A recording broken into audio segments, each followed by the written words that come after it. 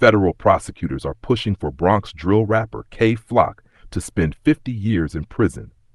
In a new filing, they're telling a federal judge that half a century behind bars is the right sentence after his convictions in a major racketeering case, and they say anything less would send the wrong message.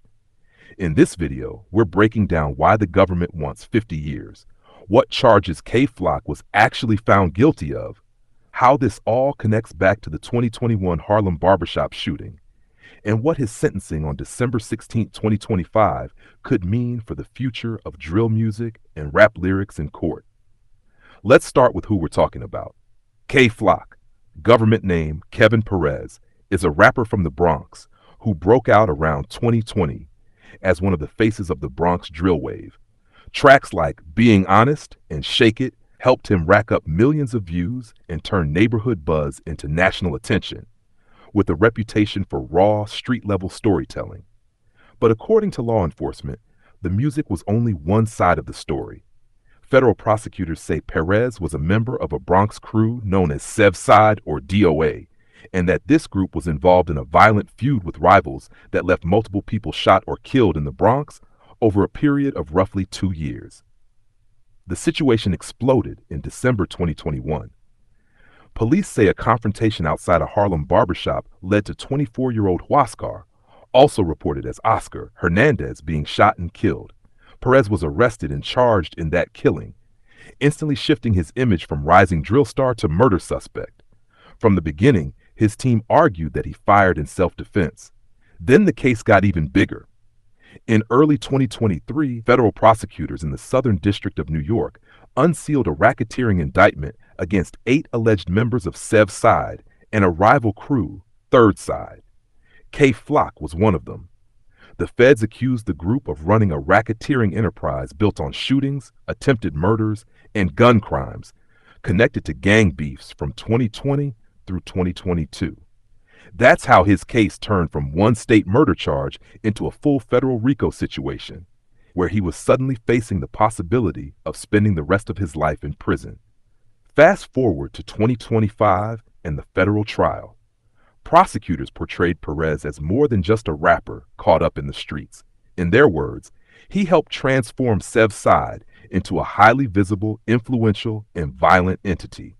And they argued that in less than 18 months, Sevside members were involved in a campaign of violence where dozens of people were shot at, injured, or killed.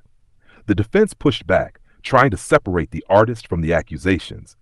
They argued that drill lyrics and music videos are creative expression, not literal confession, and doubled down on the claim that the Harlem shooting was self-defense. They warned the jury that treating rap as evidence sets a dangerous precedent. When the verdict came down, it was mixed, but still extremely serious. A federal jury found K Flock guilty of racketeering conspiracy, attempted murder, and assault with a deadly weapon in aid of racketeering, and a firearm offense tied to that violence. However, they acquitted him on the most serious charge, murder in aid of racketeering connected to the barbershop killing. Beating that top count meant he avoided a mandatory life sentence, but he was still left facing decades behind bars. Those convictions bring us to the sentencing phase, and this is where the 50-year number comes from. According to a new sentencing memo, federal prosecutors are asking the judge to give Perez a total of 50 years, 20 years for each of 2 racketeering and assault counts, plus 10 years for the gun charge, all stacked back to back instead of running at the same time. His sentencing, which was previously delayed, is now set for December 16, 2025. In that memo, the government lays out why they think half a century is appropriate. They say Perez wasn't just present, he was central. They claim he recruited people to carry out shootings, helped escalate beefs with rival crews, and used his fame, music, and social media presence to glorify the gang lifestyle and taunt enemies, all while real people were getting hurt. Prosecutors also point to how he acted after trial. They highlight an Instagram post where he allegedly wrote, "I beat the top count, I made the judge cry. Kill all rats," after being acquitted of the murder charge.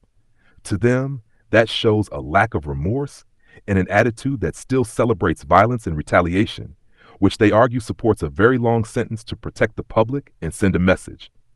On the other side, his defense team is expected to ask for something far shorter. They've already talked about appealing parts of the verdict and have emphasized his youth, his rough upbringing in the Bronx, and the idea that he still has the potential to change. In their view, 50 years for someone in their early 20s is basically a slow-motion life sentence, closing the door on rehabilitation and any real second chance. They're likely to argue that the court should weigh the environment he grew up in, the limited opportunities around him, and the fact that the jury did find reasonable doubt on the most extreme murder charge. They may also push back again on how heavily the government relies on lyrics, videos, and social media posts to tell the story of who he is. At the end of the day, the number will come from the judge. Federal guidelines and mandatory minimums will play a role, but the judge still has to decide how much time to give, whether the sentences run together or back to back, and how to balance punishment, deterrence, and rehabilitation in a case that's being watched far beyond the Bronx. This case has become part of a bigger debate in hip-hop and in the courts. Should rap lyrics and videos be treated like a diary and used to build criminal cases, or should they be seen as art, exaggeration, and performance? And if prosecutors believe an artist is tied to real-world violence, how far should they be allowed to go in making an example out of that person?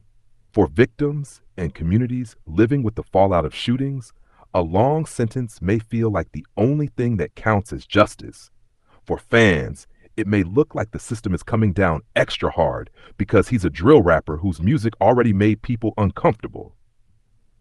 Either way, when K-Flock stands in that courtroom on December 16th, the number the judge announces is going to echo across the drill scene, the legal system, and social media.